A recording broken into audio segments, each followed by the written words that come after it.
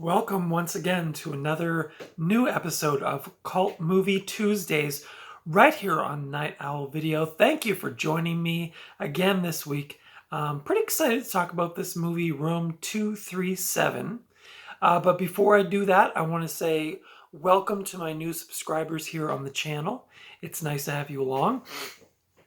If you like this video, give it the thumbs up. If you have friends or family in your life who like physical media, movie reviews, and movie thrifting videos, you can recommend my channel to them. I would not be upset by that. So today we're talking about the 2012 film Room 237, which is my first documentary review on the channel. So that's pretty big news right here on the Night Owl Video. This is a film I saw once before. This is one I recently picked up in a thrifting haul video that you may have seen. And today I'm going to be talking about it. It probably won't be a long review because unlike the Hollywood movies that I review, they have like production notes and all that kind of other stuff. This doesn't have that because it's a documentary and there's not a lot of information online about it. So I'm going to do my best. So this is a documentary film put out in 2012, 2013. It was directed by a person named Rodney Ascher. The film features narration by Bill Blakemore, Jeffrey Cox, Julie Kearns, John Fell Ryan, and Jay Weirdner.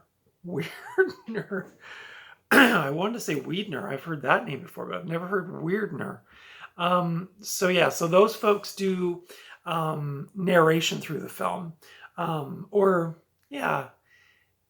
guess it's narration. They're giving their thoughts, their perspectives on the film, and some of the theories that have floated around out there in movie geekland about the meanings behind this film, behind the 1980 Stanley Kubrick film, The Shining, which is what this movie is talking about.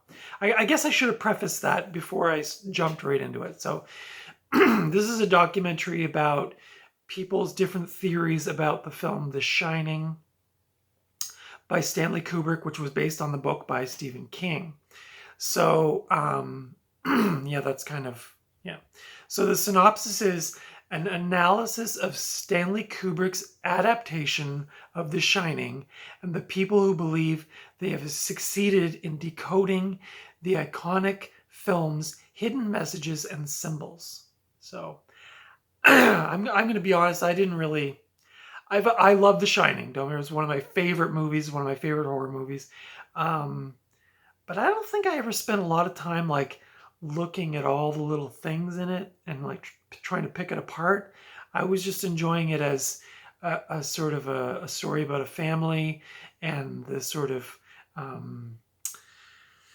breakdown in their relationships and ghosts in a hotel. And I was more wrapped up in the whole atmosphere of the film. I wasn't really thinking about the deeper meanings or some of the maybe potentially hidden meanings in this film. So some of the ideas in this film are some people don't agree with them, and I'm trying to be as subjective as I can about this review of this film, because some of it even I found pretty out there as far as like, could this actually be real, or is this just like somebody being way too obsessed with the film The Shining and reading too much into it.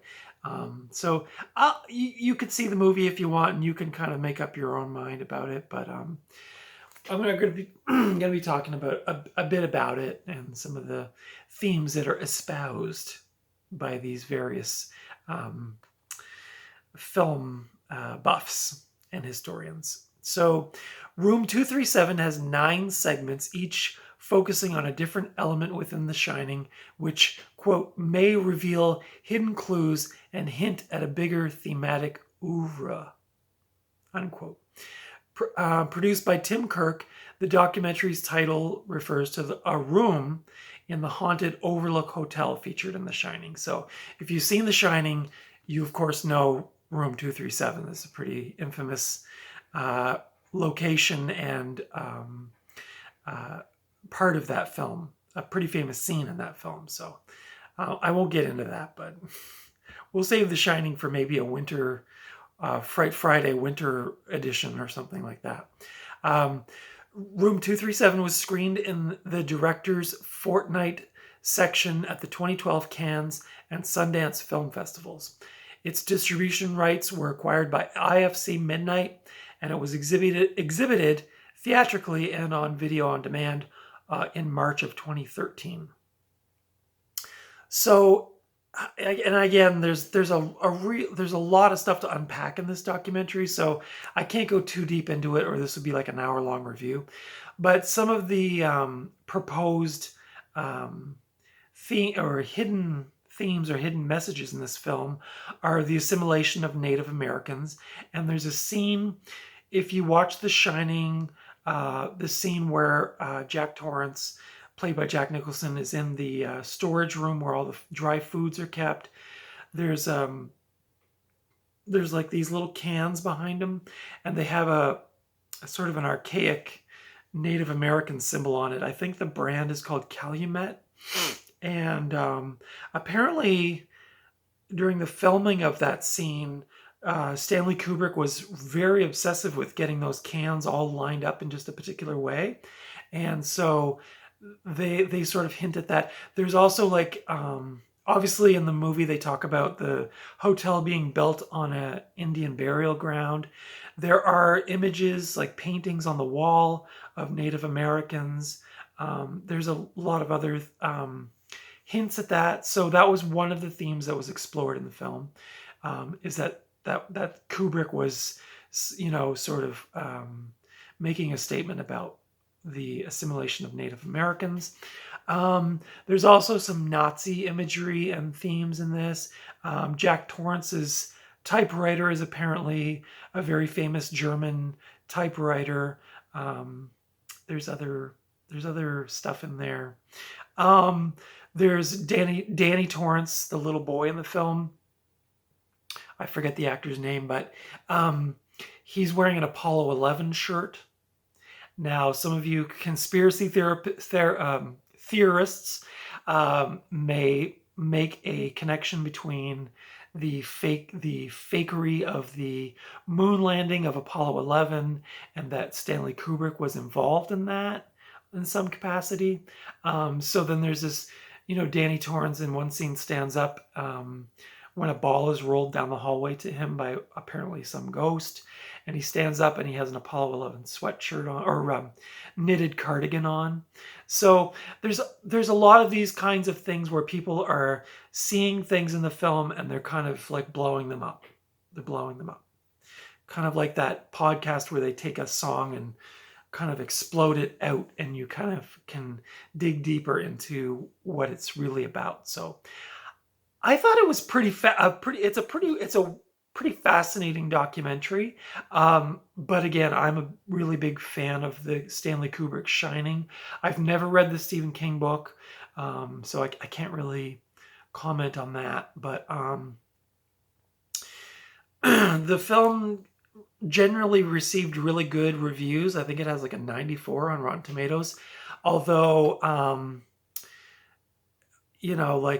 apparently Stephen King said that he watched this documentary and turned it off halfway through, and he was quoted as saying, "I've never had much patience for academic bull." So, Stephen King's not a fan of Stanley Kubrick's The Shining, and he's definitely not a fan of this movie either. A person named Leon Vitali, who was a personal assistant of Stanley Kubrick through a lot of those filming, a lot of the filmmaking that Stanley Kubrick did. He also did not care for the theories discussed in the film, and he called it total balderdash. I always thought balderdash was just a board game. I didn't know it was an actual word, so I guess it probably also means bull. But so he did not like this documentary at all, and thought a lot of the theories proposed in this documentary were just kind of nonsense. Some detractors of the film felt that, and I kind of agree with some of these reviewers, that It it's not like your standard documentary where you have um, interviews with people where they're actually on camera and you've got narration and you've got clips from the movie. This is mostly just clips from the movie with those different people I mentioned earlier doing narration over the scenes. So it's a bit different, and without the narration, like I kind of agree, it feels like sometimes it's just shining fanatics talking about things they've been able to pull out of the film as far as like themes and ideas. And so it does feel a little it just feels different than your sort of standard documentary where you've got like your introduction. Maybe you see like some people being interviewed like on screen. In this, it's all narration. There's no, I don't think there's any appearances by any of those narrators. And it's just film clips and photographs. And then there's some like archival shots of like Stephen King and like Stanley Kubrick and different like films or like behind the scenes stuff like that. So it was a little different that way. So my thoughts on the film were, if you love The Shining like I do, and I watch it every year in the deep of winter, it's kind of a cool little side slice of like a horror documentary. I don't think it's an amazing documentary. I don't think it's an amazing film.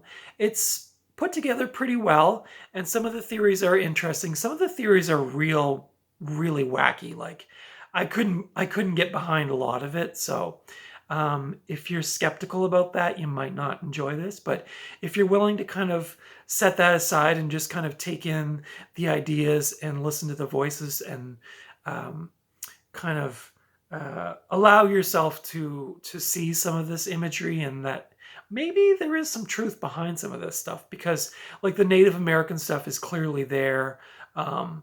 It's even like part of the movie itself, like in the dialogue, as some of you probably know. But it's a different kind of film. Um, yeah, so I say give it a 4 out of 5, or like a 3.75 out of 5. I probably won't revisit this a lot. I was thinking maybe like I would do this as a double bill with The Shining, just to kind of have like a Shining night. Or even, gosh, you could even do Doctor Sleep, uh, or sorry, The Shining, then Doctor Sleep, and maybe tack this on at the end as kind of like a little aperitif after you're done the main course. Of course, The Shining is for me anyway, is the main thing here. But yeah, if you love The Shining, this might be kind of a fun watch. I don't know how easy this is to come by. I found this a couple weeks ago when I was out thrifting, and it's the first time I've seen it in about 2.5 years since I started thrifting for movies. So I don't know how common it is. You can rent it on YouTube and Google Play. This edition is, as I showed in my thrifting haul video, it's a 2-disc set. You can see it's from West Side Convenience.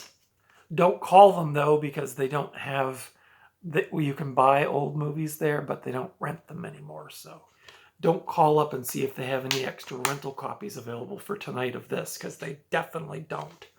I'll read the back too, because it's kind of just to kind of give this review a bit more substance. In 1980, Stanley Kubrick released his masterpiece of modern horror, The Shining, or in Simpsons language, The Shinin. Over 30 years later, we're still struggling to understand its hidden meanings. I on the other hand, was not. I was just enjoying it for a purely escapist horror, winter horror film, but apparently some people have been struggling with this. So, Rodney Ascher's wry and provocative documentary Room 237 fuses fact and fiction through interviews with both fanatics and scholars, creating a kaleidoscopic deconstruction of Kubrick's still controversial classic. This 2-disc special edition features obviously the film on disc 1. On disc 2, The Mastermind Speaks, commentary with Kevin MacLeod. Actually, that's probably on disc 1. I did not watch that yet.